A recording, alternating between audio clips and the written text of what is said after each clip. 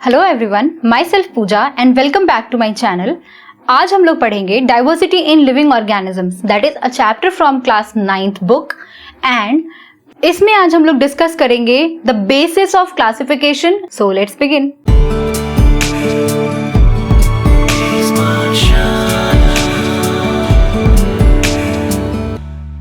In our last video हमने क्या discuss किया था? हमने डिस्कस किया था इस चैप्टर का इंट्रोडक्शन, ओके, कि ये क्लासिफिकेशन क्या होता है, कैसे करते हैं, नोमेनक्लेचर क्या होता है, राइट। अभी हम लोग अपनी इस वीडियो में बात करेंगे कि क्लासिफिकेशन का बेसिस क्या है, किस बेसिस पे हम क्लासिफाई करते हैं ऑर्गेनिजम्स को, राइट। तो हम उसके लिए सबसे एक बेसिक सा एग्जाम्पल चुनते हैं, ठीक है। और एक एरिस्टोटल नाम के एक इंसान थे, उन्होंने क्या किया था? उन्होंने ऑर्गेनिजम्स को क्लासिफाई किया था on the basis of the thing that those who live on soil and those who live in water, okay. तो जो या तो सॉइल पे रहते हैं या फिर यानी कि टेरेस्ट्रियल या फिर एक्वेटिक, ओके। तो अब जब हम एक्वेटिक एनिमल्स की बात करते हैं, जैसा हमने अपनी पिछली वीडियो में भी डिस्कस किया था कि सॉइल पे रहने वाले जैसे हम और प्लांट सेम ग्रुप में नहीं आ सकते हैं, वैसे ही वाटर में रहने वाले जैसे स्टारफिश है, ऑक्टोपस है, शार्क्स है, व्हेल्स हैं, क्या आप उनको एक ग्रुप में डिवाइड कर सकते हैं? नो। तो हम इस बेसिस पे क्लासिफाई ऑर्गेनिजम्स को नहीं कर सकते। This was the simplest classification which was given by him, okay. तो ये वाला क्लासिफिकेशन जो था वो रिजेक्ट हुआ, ये क्लासिफिकेशन एक्सेप्ट नहीं हुआ, ओके। तो हम सबसे पहले ये क्वेश्चन करेंगे कि क्लासिफिकेशन करें कैसे और किन कैरेक्टरिस्टिक्स को हम सिलेक्ट करें उसके लिए। जैसा हमने डिस्कस किया था अपने लास्ट वीडियो में कि कैरेक्टरिस्टिक क्या होते हैं, एनी फीचर जो हम देख रहे हैं, जैसे कि मूवमेंट हो गई, फिंगर्स का नंबर हो गया, हमारा अपराइट पोस्चर हो गया, तो anything we can choose for classification, right. तो साइंटिस्ट ने क्या किया, उन्होंने अलग अलग कैटेगरीज बनाई, उसके बारे में हम अपनी नेक्स्ट वीडियो में बात करेंगे। तो अभी हम क्या बात कर रहे हैं? अभी हम मेनली ये बात कर रहे हैं कि से फॉर एग्जाम्पल क्लासिफिकेशन हम जब भी करते हैं ना, तो उसमें जब हम देखेंगे, से फॉर एग्जाम्पल ये जो है ये हमारा पहला स्टोन है। से फॉर एग्जाम्पल मुझे एक के ऊपर एक स्टोन को स्टैक करना है। ये बहुत अच्छा और बेसिक एग्जाम्पल आपके एनसीईआरटी में ही दिया हुआ है, ठीक है। तो मान लीजिए ये स्टोन 1 है और ये स्टोन 2 है, ठीक है। अब इसके ऊपर जो मुझे स्टोन रखना है वो किसी भी शेप का हो, वो चाहे ट्रायंगुलर हो चलेगा, वो चाहे स्क्वायर शेप का हो चलेगा, वो चाहे सर्कुलर हो, क्योंकि ये इसके ऊपर हम रख सकते हैं, राइट। तो ये स्टोन 3 हो गया, ये 4 हो गया, ये 5 हो गया, ओके। अब इसके ऊपर जो स्टोन रखना है, इसके ऊपर दिस 3 वाले के ऊपर हम इसके ऊपर ऐसा स्टोन रखने की सोच सकते हैं क्या? नहीं। तो दैट मीन्स ये क्या बताता है हमें कि जो हमारा बेसिक यानी कि जो पहला क्लासिफिकेशन होगा ना, यानी दिस लेवल ऑफ क्लासिफिकेशन, ये डिफाइन करेगा कि हमारा अगला लेवल क्या होगा। इट मीन्स हमारा ये वाला लेवल डिसाइड करेगा कि हमारा इस लेवल पे क्या रखा जाएगा, या ये लेवल डिसाइड करेगा कि इसके अगले लेवल पे क्या रखा जाएगा। बट अगर हम ये सोचें कि हमारा ये वाला लेवल इसको डिसाइड कर रहा है, तो ऐसा नहीं होता है। इट मीन्स कि हमारा जो बेसिक यानी जो फर्स्ट क्लासिफिकेशन ग्रुप होगा, that will of course define our next group, ठीक है। तो हम बात करेंगे कि कैसे हम क्लासिफिकेशन की हायरार्की को डिफाइन करते हैं, ठीक है।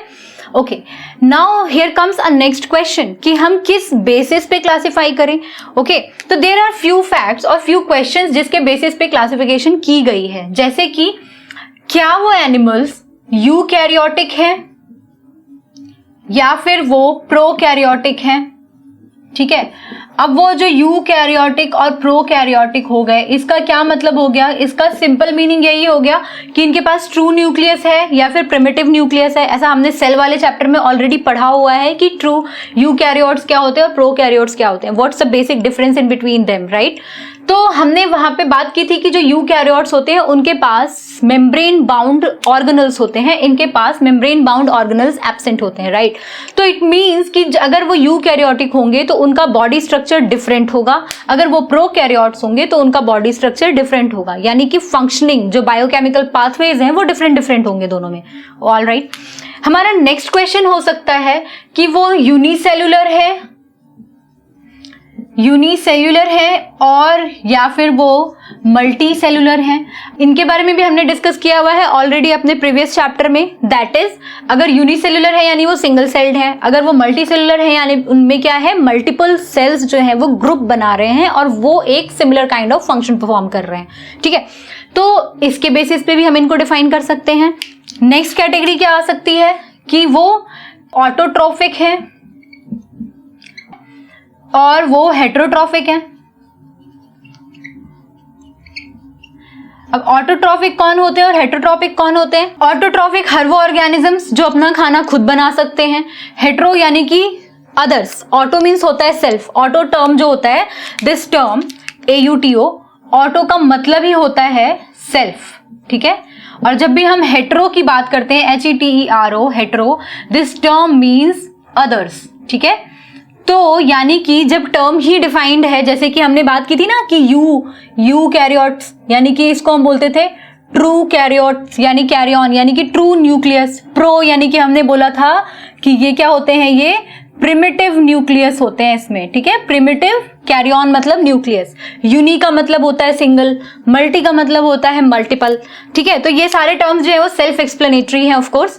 तो हमने यही बोला कि अगर या तो वो ऑटोट्रॉफिक होंगे, अपना खाना खुद बनाएंगे, या फिर वो हेटेरोट्रॉफिक होंगे, किसी और पे डिपेंडेंट होते हैं अपने फूड के लिए। जैसे कि अब हम इसी में बात करते हैं, हमारा नेक्स्ट कैटेगरी हो सकता है कि या तो वो प्लांट्स हैं, ठीक है।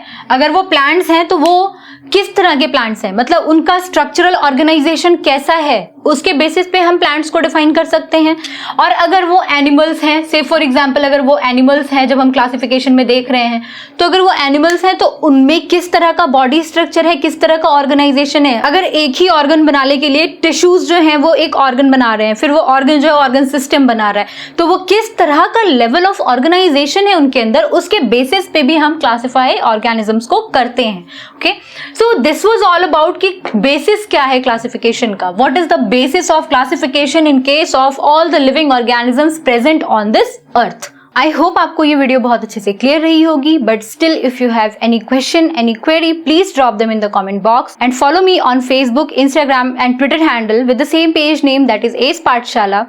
Till then, all the best. Bye bye.